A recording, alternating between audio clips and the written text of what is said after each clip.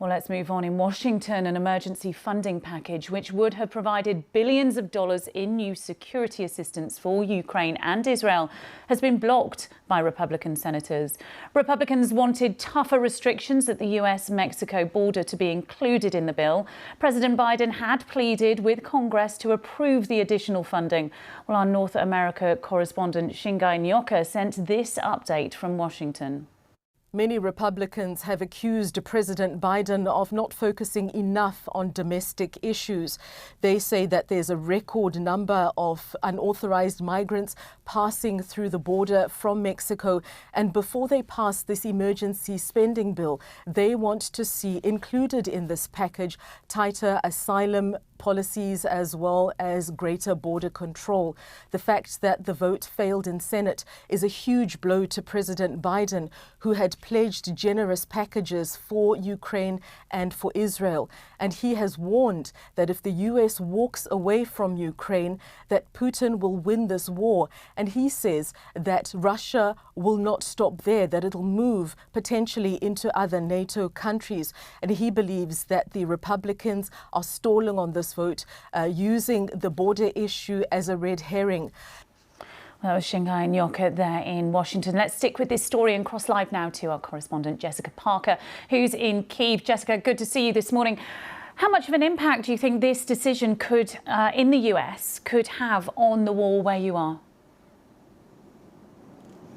A huge impact. Look, the US is Ukraine's top backer in terms of defence aid by quite some margin. And I think actually here in Kyiv, it's going to be pretty difficult for them to contemplate that somehow Congress, Joe Biden, negotiations that are going on, that they won't find a way through, although time is running out in the US ahead of recess before Christmas.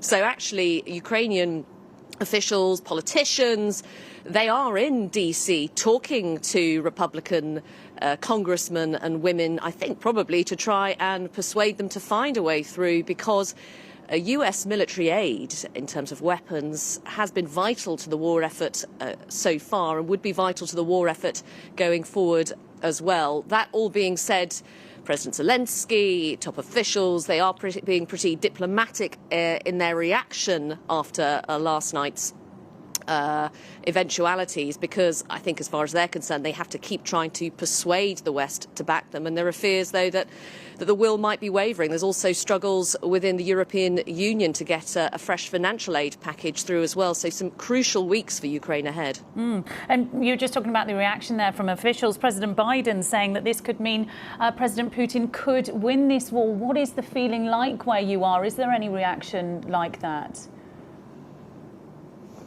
Yeah, I mean, a point that President Zelensky, he made it to the G7 world leaders yesterday, and others make around him as well at presidential offices. They say, look, if the West shows weakness, in their words, this is a gift for President Putin. Don't give him that gift. We were speaking as well to people here in Kyiv yesterday, just walking around the streets, talking to people. And actually, I mean, two women I spoke to got quite upset talking about this issue.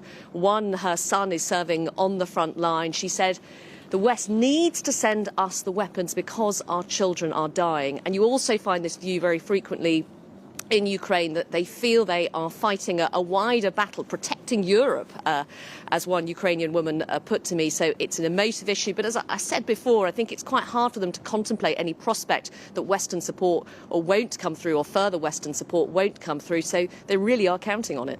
OK, Jessica Parker in Kyiv, thank you for that update. And of course, we will be getting more and more reaction throughout the day to that decision in the US.